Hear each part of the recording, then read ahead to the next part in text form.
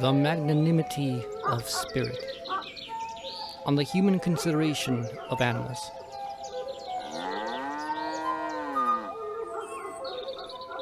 It has become popular discourse among philosophers and liberal laypeople that human exploitation of nature, particularly animals, is immoral and unethical, yet the arguments offered for this position are not exactly proper to the task of really determining what the human relationship to nature and its flora and fauna entails and demands. All too often, human projections of teleology and mentality are made towards animals as if the values of animals and humans are on par, or abstract principles like utilitarianism are applied as if mere negative feelings of suffering, regardless of how meager they are enough to warrant the claim that we have duties towards nature, for example, a duty to not add, if not reduce, suffering. The spread of consequentialism, particularly utilitarianism and its calculus of suffering and pleasure, in popular understanding has oft made arguments possible which do not distinguish between human life and animal life, and which leaves out of its question the rest of the non-animal natural world. There are some attempts at deontological arguments for why we should not mistreat animals, but they are far less popular and far less obvious to the laity. It is deemed by almost all that if we can appeal neither to the projected humanization of animals nor to the dehumanization of humans, that is, the flattening of value in which humans are lowered to the value of animals, then we simply cannot craft any convincing reason for moral imperatives regarding the well-being of animals and the non-exploitation of the natural world. At face, there is intuitive sense in this belief, for the universality of morality and ethics so naturally lends itself to the concept of reciprocity and recognition among humans, but animals cannot give such consideration to themselves nor to humans. Many kinds of monism of ancient and modern kind allow for an equalization of consideration, for in them the human and the natural are on the same ontological level. This flattening of the ontological and moral status, however, is not the only possible way to deal with nature in a non-rapacious way. Though for a large majority of civilized Western people, the welfare of animals has hardly been considered of much importance beyond maintaining their living functions, nonetheless there were arguments offered even in ancient times for why one should not be cruel to animals, not for their sake, but for ours. This certainly sounds strange. It really isn't, and anthropocentric. It is in a sense, yet it isn't in another, but such arguments have more reasoning behind them than the usual arguments. These are commonly known as arguments for indirect duties to animals through duties to human beings, most famous today being Kant's arguments in his Metaphysics of Morals. What shall be put forth here is an argument using Hegel's concept of desire, recognition, and freedom as the basis for what are indirect yet also in some ways direct duties to animals and even nature in general.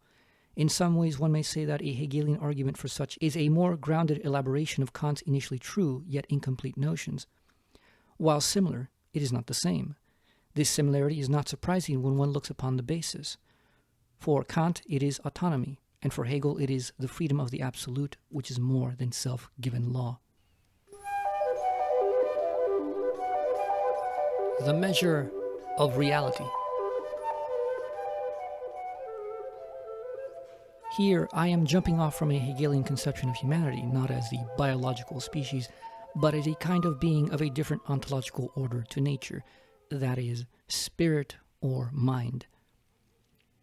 Spirit is intelligent and self-intelligible being as thought.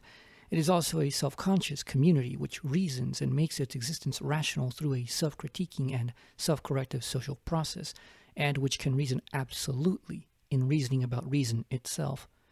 Such being is free, and seeks the realization of its freedom not as whatever it happens to will, due to contingent contents of its mind, filled by senses or feelings, but as what it has determined to be the absolute nature of its freedom as rational. Rationality here being far more than abstract formal logic. This abstraction only provides for a distinction. However, it does not justify a higher status of the human. What justifies the hierarchical relation of human being to animal being is the measure which is the idea. For Hegel, the idea is a self-differentiated unity which is not determined by any externality, that is, it is absolutely self-determining. The idea is the purely logical content form, the truth or reason, logos, and any determinate concepts which are no longer about thought itself, but about something that appears other to thought, such as nature, are self-determinations of abstract universal logos into concrete particulars and individuals.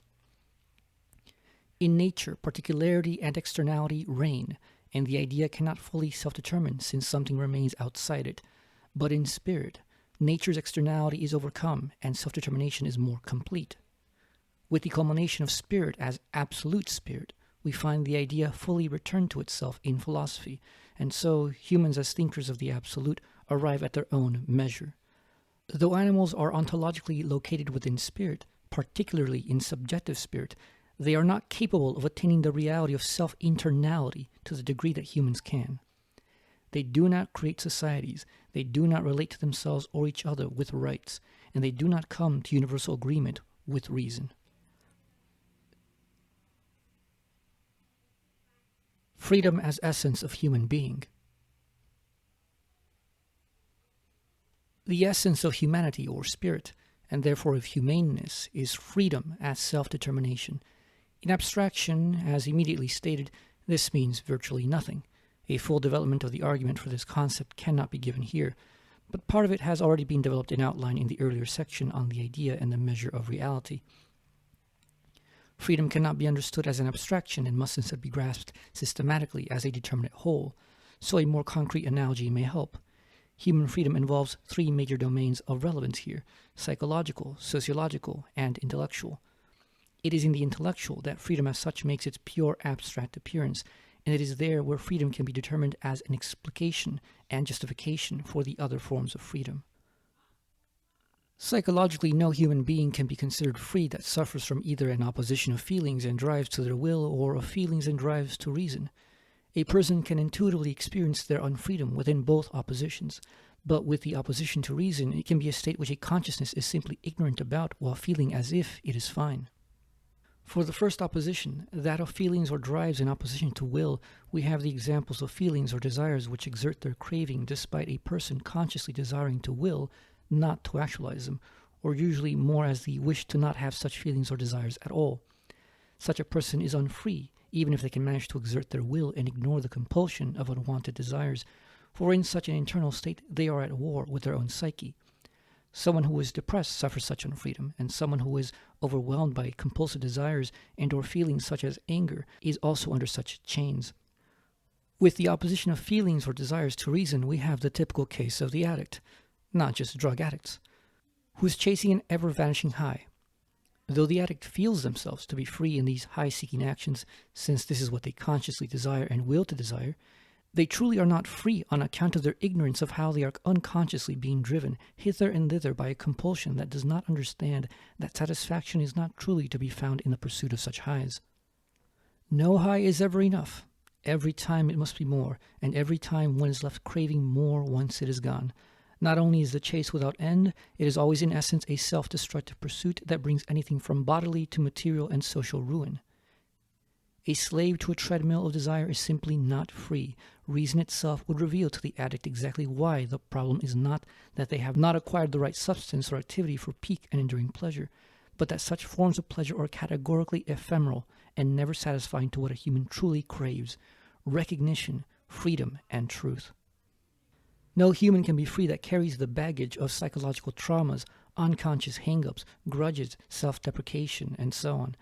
A humane psychological life is a healthy psychological life, one in which an individual is able to self-determine and self-mediate the oppositions that arise in their psyche in a way that they can manage their internal life to not cover over, but to heal psychological pain and to come to a mental homeostasis of peace with one's thoughts and feelings. Sociologically, no human can be free without rights that secure their material and social well-being, the social recognition and protection of the rights to property such as self-ownership. None can own one's body and enslave one. Things, none should take or interfere with the property of one, nor one with the property of others. Equality under law, healthcare, family, the right of education, of conscience, of economic and political participation, and so on are all requirements for individuals to properly be free. Without these freedoms, psychological freedom is essentially impossible. For the stability and opportunities which society and its institutions provide leave people in precarious social and material conditions which lead to anxieties due to the uncertainty of life, be it because of personal health, the maintenance of property for living and enjoyment, or the peace of mind that one shall not suffer violence at the hands of others who, for one reason or another, do not accept one's existence in a community. Intellectually, no human is free that does not think. To think is to reason, but to reason is not simply to rationalize. Humans naturally and intuitively reason, but they reason from arbitrary beginnings and often in arbitrary ways if they are not made aware of what proper reasoning is and how to exercise it. Every functional human is capable of rationalizing things to themselves, and this is virtually all humans from children to adults. The arbitrary reasoning of rationalization, however, is not free reasoning. It is reasoning under the chains of unjustified and often not consciously known or understood presuppositions of dogma, and often it is reason under the chain of simple unreason, for example, compulsions of feeling. The human being is by nature universally free, whereas the animal is only free in its being itself without knowing itself or the world. In thought, humanity finds itself first as the abstraction of the I am, the pure subject that conceptualizes itself as subject and so becomes its own object. The human being alone not only comprehends the nature of the division of subject and object, of concept and objectivity, and potentiality and actuality, but in comprehending it actually overcomes the division. In grasping the nature of the division of thought and reality as one that originates in thought and is only for thought, one grasps there the nature of the division of the one into the many. Only the free can grasp the world as producing them and the production of the world in them. Humanity has the animal as part of them, conceptualizes and comprehends animality as such within themselves. But the animal can neither do this for itself, for other natural beings, nor for humanity. Therefore, the famous phrase, "man is the measure of all things," is absolutely true. For man, that is, humanity, is the consciousness of reality as a whole. Reality that realizes itself as self-realizing reality. Intellectual freedom, despite being the logically last in the developmental hierarchy of freedom, is not for that reason the last freedom of import. Even a slave who has nothing in the eyes of society, not even their body, can have the freedom of intellect, and this freedom was and will always be recognized by masters as dangerous to them, for from the freedom of thought originates the ultimate striving for the realization of freedom in the world. A human has the privilege of fighting for an idea, and this no animal has. No human is free that does not conceive itself as free, and no conception itself is free that does not comprehend its own conception. Thought itself is most peculiar, for with it human freedom is not the freedom to instrumentalize thought and use it as a mere tool for given ends, but rather the freedom of thought to think itself, to self-determine itself as thought purely through itself and not an account of any other. This independence, which is truly absolute, is the nature of freedom both in its coming to be and in its choice to give new determinations to itself. For freedom there is no absolute alien other. Even as the most stark and opaque opposition appears, to reason there is always something to be recognized. Recognition. Recognition in the Hegelian lexicon is generally understood only as a concept of basic self-consciousness, but even this is misunderstood when most do not understand what self-consciousness is at its simplest. Self-consciousness, or recognition as such, is much simpler than most people believe it. It is intuitively there as a desire of desire that is an infant's and mother's love, and so it is there for every social animal. Desire begins as a consciousness which negates what is before it either in destruction or consumption. Desire, however, being that it is consciousness itself, comes to self-destruction in its own success. We all, for example, have at some point or other experienced that boredom that comes after the elation of success. We have achieved the dream, we have consumed our desire, and we are left standing aimless at the top of the mountain.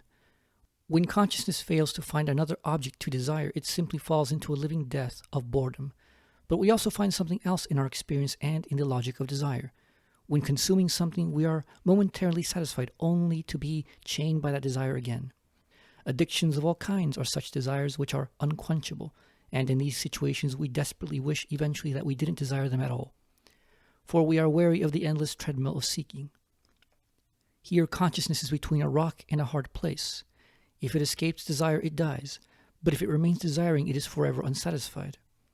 Our negations or consumptions of things, however, aren't the only ways we are satisfied.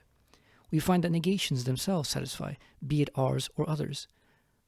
Negation is all difference, all distinction, which affirms in that very distinction. We take pleasure in the negation of wood into a fine walking stick. We take pleasure in the negation of paints within an artwork.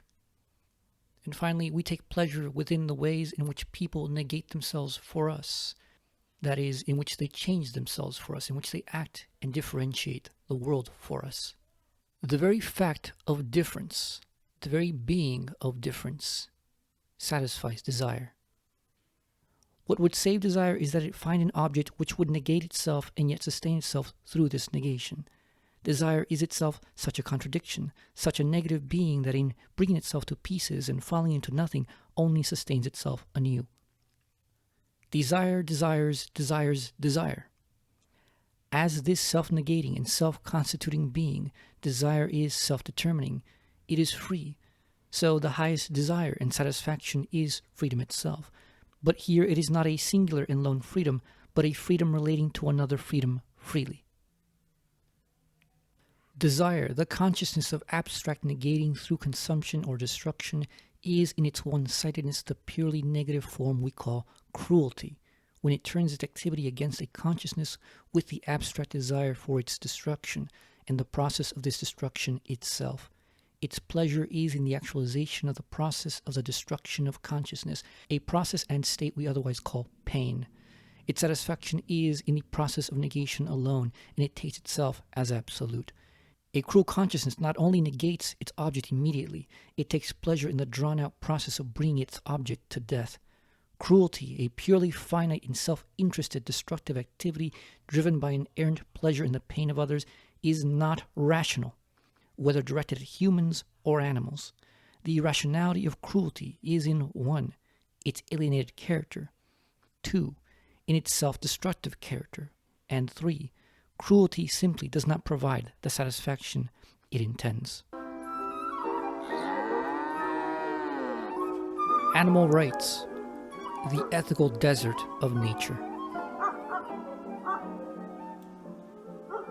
Though it has become common lingo in discourse now to speak of animal rights, this discourse about rights and animals is confused. First, because much discourse on rights conceives them in antiquated notions of natural rights, that is, as duties owed to beings on mere account of their being without any requirements for claims to be made or for any institutions to enforce such claims.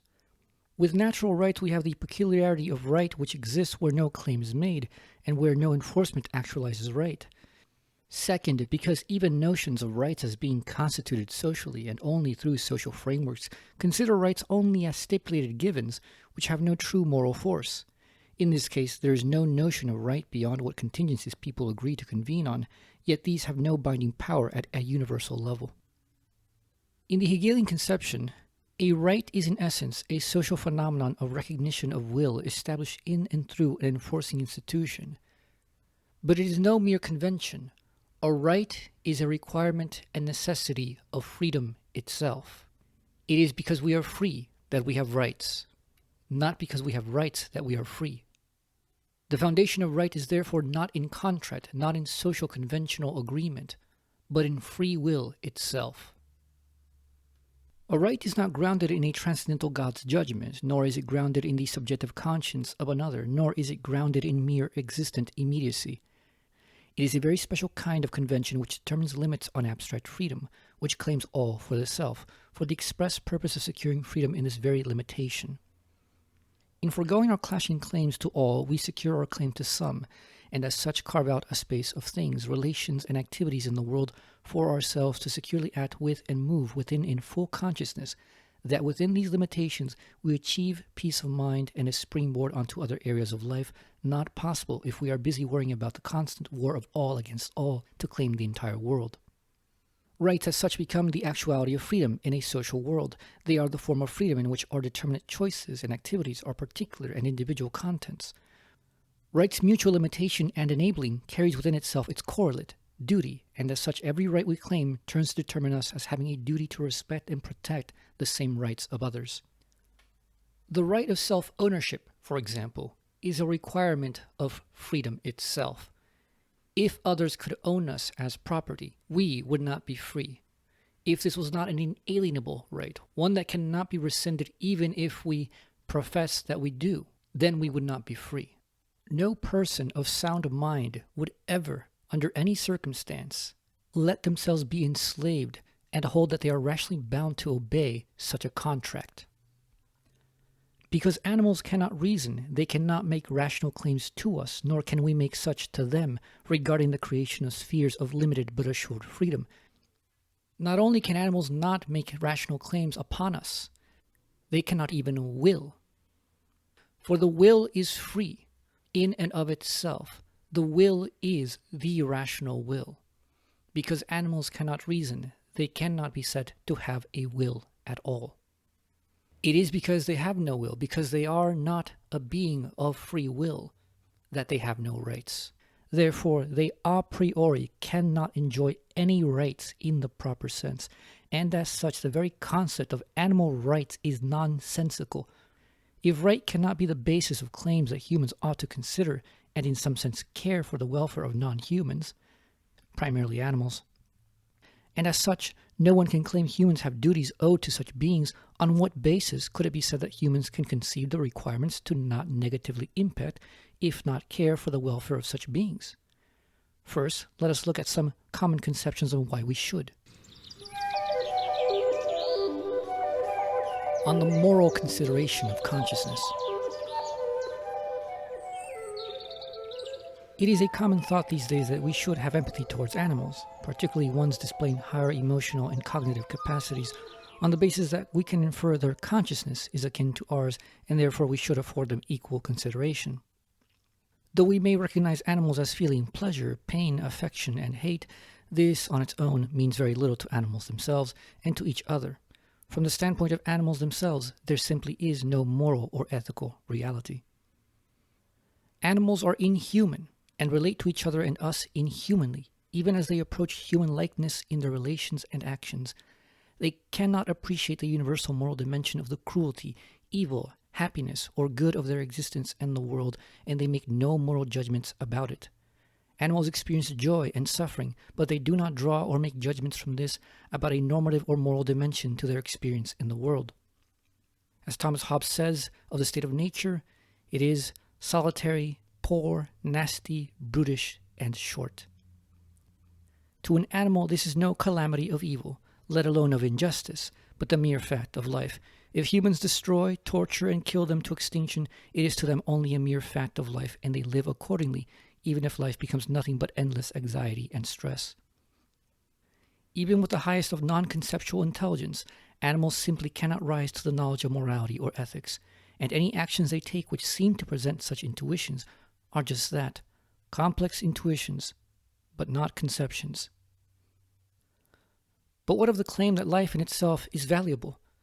The animal values life because it is part of its natural drive to live at all costs despite the seemingly most intolerable and forsaking conditions. Animals value life because they feel it, but there is no rational judgment of the quality of this life. No animal can judge life's value based on something like happiness and unhappiness, not to be confused with pleasure and pain, let alone concepts like honor, shame, and dreams or disillusionment with what one believed the world to be. To be sure, it is empirically observed that animals can form bonds so strong that the loss of their companions is accompanied with the loss of the will to live, just as one sees it in human beings. But unlike humans, they cannot reason about this immediacy of feeling. A human lives for conscious reasons and is willing to die for conscious reasons. Not only that, a human being is willing to reason about the value of the lives of others, despite the other's immediate feelings. For example, the duty to deny others the freedom to self-destruct. In animals, this presents itself not as a battle of reason over feelings, but of one feeling against another feeling. Given these realities, there is no reason that humans should value the conscious experience of animals any more than animals value it themselves. This, of course, sounds like it can excuse what we call cruelty. It is commonly believed that if animals have no claims to right, that we have any duties to uphold, and any laws that may govern such relations to provide protection are essentially arbitrary, then we can make no rational case against neglect, abuse, or cruelty against animals, for they are to be treated only as objects subject to the will of human wanderers and owners. This seems to be a very dark yet valid conclusion. Any claim that these are immoral actions on account of the animal's life quality or of their conscious experience is making the normative claim that animals should live without such problems. Yet this is begging a question, both as assumption and as requiring a following question. From where are we drawing this conclusion of what animal life should be? Anyone who looks upon nature's realm knows well that exceedingly few animals have the luxury of living a life free of the anxiety of an existence wherein every new smell, every sound, and every new sight is to be taken as a potential of the end of life in the shape of a hungry, or sometimes bloodily playful, predator. This is what natural life is like, and by the very concept of nature, it is what it should be as what it is. In nature, there is no sanctity of individual life and freedom. The law of life is the endless cycle of life and death, both at hands of life and at hands of its environment, within and without. One being is consumed by another in a roundabout circle such that nature ultimately is the Ouroboros devouring itself. We humans, we as spirit or mind, despair at the death of a species and a world, but nature does not. Nonetheless, there is a normative argument to be made which, despite not ceding the question of rights, does impose certain necessities on ethical life and even demands a duty of the human towards the animal, not for the animal's sake, but for the sake of the human subject's actualization and freedom. Human beings have moral duties to their self, which demand the developing of the qualities of humaneness towards animals, even if these are not ethical duties to animals as such. Here it cannot be denied that the path of argument begins looking very close to Immanuel Kant's. Reason against animal cruelty. The morality of magnanimity. Without a moral principle which is indifferent to the quality of mental being and is simply categorical, or of a hierarchy of determinations of the principle itself, such as higher pleasures versus lower ones, or of an ontological doctrine which equalizes all conscious beings and sets humans as equal to, or even less than animals, the only remaining moral relation to animals can be that of a human duty to human being, which concerns the treatment of animals. It must be kept in mind that human being is not human biological being. Immanuel Kant is perhaps the last well-known philosopher to make the case for duties to animals through duties to human being, and it is a common belief even among philosophers that he gave a weak argument against cruelty towards animals on the basis that it might lead someone to become cruel to other human beings by habituation. Kant does not make this his only point of argument. It is simply his most well-known, and this interpretation is not truly the most charitable. This now has a significant basis in psychology, specifically criminal psychology, where there is a very significant correlation between cruelty towards animals in childhood and cruelty towards fellow human beings later on. This makes a contingent case for a consideration of animal suffering, but it allows for the possibility of it being acceptable and an amoral consideration if it were the case that such cruelty did not transfer to human beings. Such an argument, however, would make Kant to be a consequentialist, which he is not. Here I borrow from Patrick Kane's essay, Duties Regarding Animals, for an exposition of Kant's major argument here. First, for Kant, human beings alone are ends in themselves due to their autonomous rational nature, and so must regard themselves and other humans as ends and not means. The recognition of this confers to such beings a dignity, intrinsic value, which commands the respect of any moral agent, and dignity alone commands moral duty. Another requirement is, of course, that the agent that obligates us is an object of experience, or what we normally would call a natural being. Animals clearly have no rational autonomy, so no dignity, and we have no direct duties to them in this regard. Interestingly, however, animals and humans alike are natural beings, and here Kant makes some connections. We can validly infer from our scientific as well as intuitive dispositions that animals are much like us, even if they are not properly rational, and this awakens in us a sympathy and empathy due to our recognition of animal being as analogous to certain key characteristics of human rational and moral being. This recognition gives animals a standing for moral consideration that is beyond dead objects. Cruelty towards animals is not denied because of its consequences, but because of its intrinsic contradiction to what Kant considers to be human, particularly the duty to be human, which Kant conceives as perfect and imperfect duties to self. Perfect duties are ones that prohibit actions contrary to the moral nature of humanity, and imperfect duties oblige one to act to develop or perfect one's human being. Cruelty is a violation of perfect duties, for in it we violate the very conditions of morality which are our capacities for love and sympathy, or more generally, the feelings and intuitions which necessarily are part of our moral nature. Kant makes a good case, but it is not as solid as reason demands. First, Kant's conception of autonomy is lacking in explication and justification, and so his conception of human being is not fully adequate when brought under skeptical scrutiny. Second, the appeal to an underdeveloped theory of human psychology's relation to moral rationality is not compelling enough. Hegelianism agrees with Kant's points, but the conception of the issue can be made differently. First, the conception of human essence as spirit or mind is more determinate than autonomy as self-legislation of the moral law, as well as reason's drive to avoid self-undermining contradiction to achieve genuine universality, that is, the categorical imperative. Second, while it was not and shall not be carried out here, Hegel manages to properly develop the freedom of subjects as embodied and as necessitating moral feelings. But as worked out above in the section on desire, the link of feeling and animal moral standing is found with far more entailed. Recognition, proper, entails everything Kant could dream up for moral intuitions. Everything from sympathy, empathy, love, desire, pity, and freedom are bound up with the basic dynamic of recognition, taken to its full development in absolute knowing, the fullness of self-consciousness that knows itself as thinking that thinks itself. Third, because Hegel does not face the problem of Kant's duality of phenomena and noumena, which locks us out of fully asserting with certainty the reality of animal consciousness and freedom. His thinking about the issue is not constrained with appeals to mere analogies. We can state with no ambivalence that we share a nature with nature via the idea as spirit, and further, that though this shared nature is only partial in the animal, its partiality's presence is itself to the satisfaction of spirit's highest desire. Magnanimity, the relation of unequals.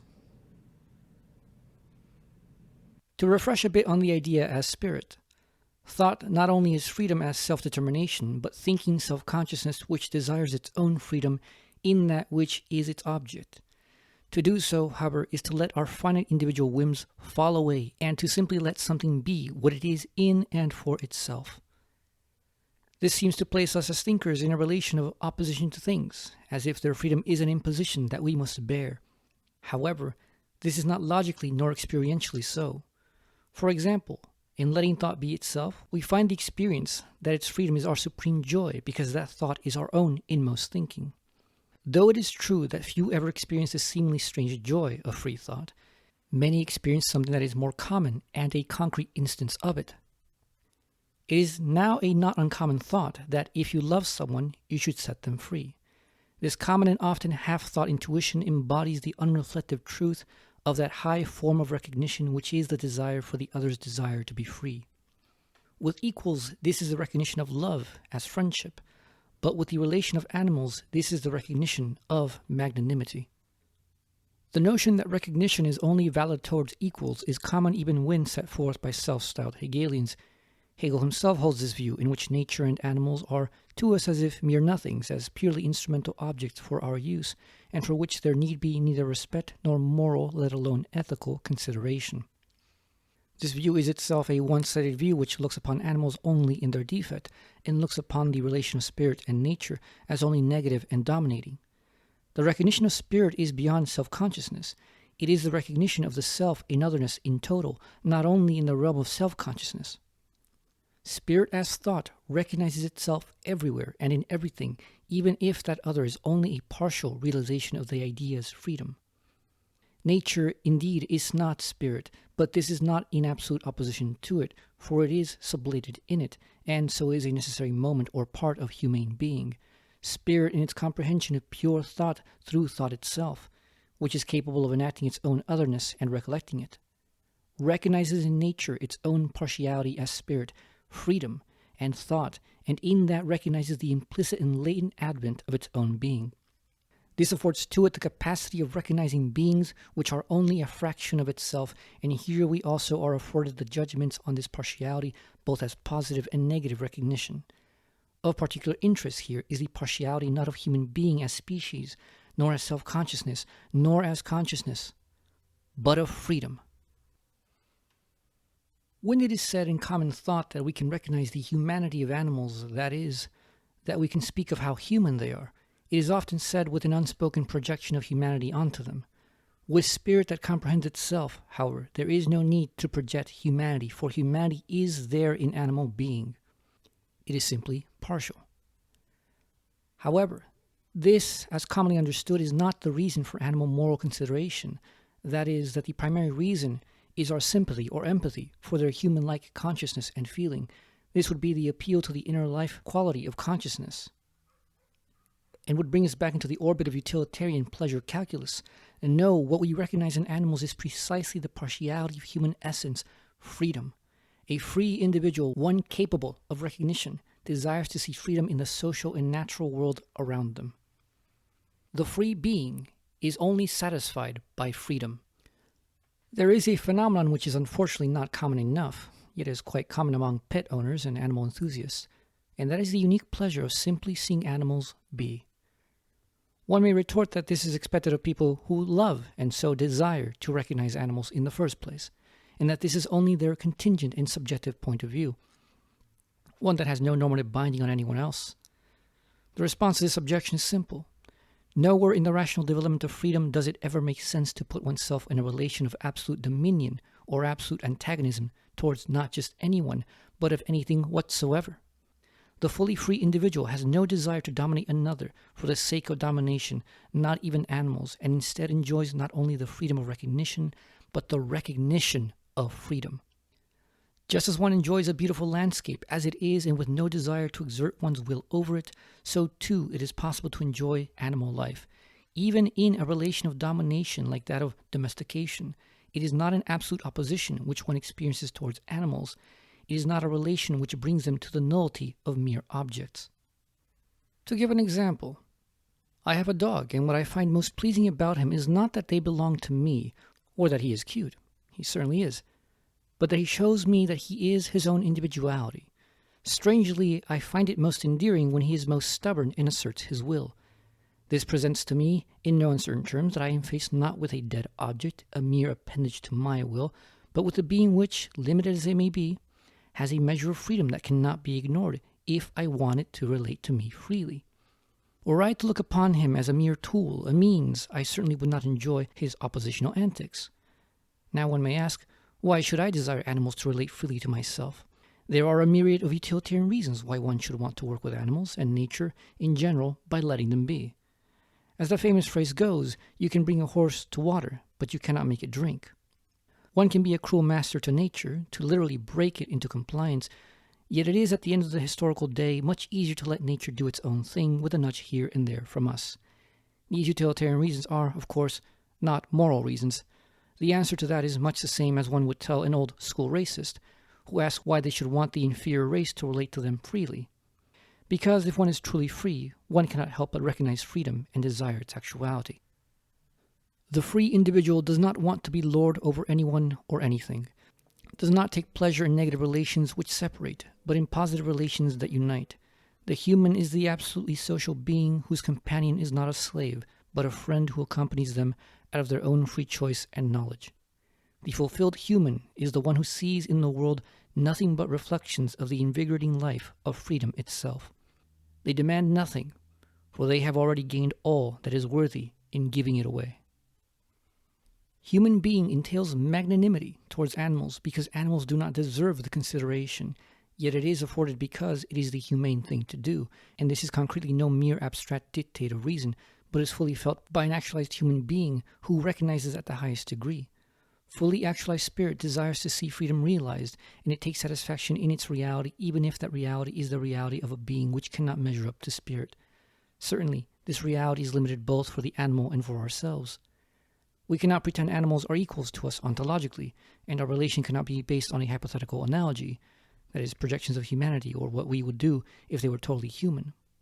No animal is equal to the value of a human being, so in any question of welfare or of life, even the most vile human being is above the worth of any animal on account that in principle, human being is capable of moral improvement and the raising of self-consciousness, and this is all on account that human being is in essence reasonable and capable of self-determination.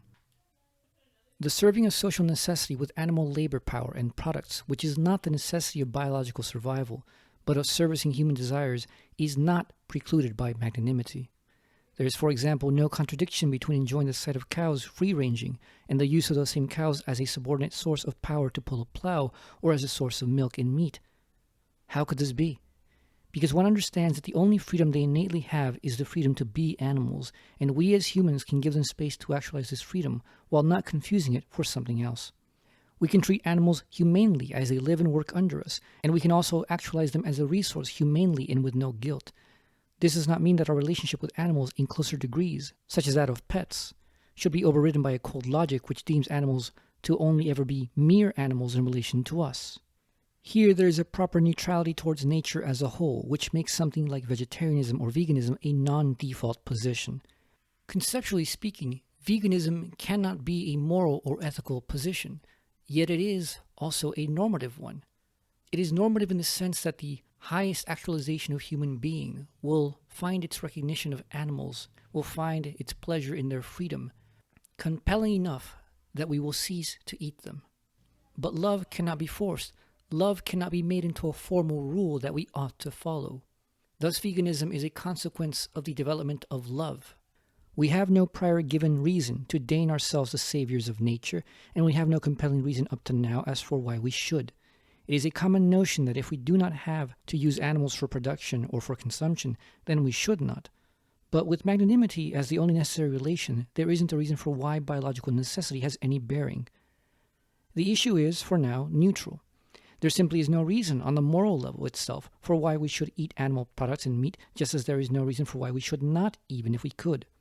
As social consciousness in life develops, the concrete conditions will shape in a significant manner the conditional utilitarian reasons for why we can or should shift social expectations one way or the other. There are many ways in which our total relation to nature could greatly improve all the while we maintain our carnivorous ways, and there are ways in which they could improve differently and change drastically if we cease eating animals and their products. At the level of animal being, there is no justification other than brute power, and the essence of mere biological life is the self-consumption of nature in its various forms. We need not justify ourselves to animals, but in an ethical community we must justify ourselves to our fellow humans and to our reason itself. As the social consciousness of modernity has come to confluence on the recognition that, though animals are unequal to human beings, they are nonetheless partially human, we have seen that we have opted to extend to them the privilege of protection within law itself, an objective ethical relation which is most interestingly done mostly out of concern for the inhumanity of the deed and not for the quality of life of animals. What is not yet recognized in this privilege is its nature as linked to freedom, that is, not as based on mere immediate sympathy or empathy for animal feelings of suffering or joy, or even out of a vague sense that one who does such things is wrong because the community feels it is so, but as based on the fact that for us, free beings, freedom is of value everywhere, and the fostering of this freedom is our greatest mission both in the human and animal world. It is because a cruel human being is not free that an animal should be free from human-originated cruelty.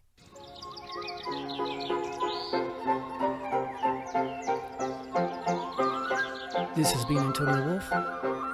Thank you for listening.